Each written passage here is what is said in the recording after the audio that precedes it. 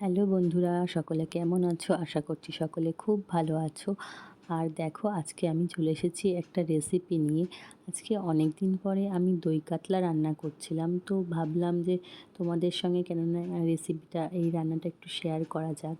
তো এই যে আমি দই কাতলা রান্না করার জন্য পেস্টটা ভালো করে কষিয়ে নিই, তার মধ্যে দই দিয়ে দিয়েছি। আর তারপরে কালারটা দেখতে কিন্তু খুব ভালো লাগছিল। আর সেটা ভালোভাবে ফুটে গেলে আমি এই যে মাছগুলো দিয়ে দিয়েছিলাম, কাতলা মাছ।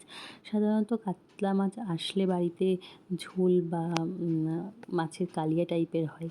তো আজকে ভাবলাম না, আজকে একটু অন্যরকমভাবে কিছু করা যাক, তো সেই জন্যে আজকে দই কাতলা রান্না করেছি।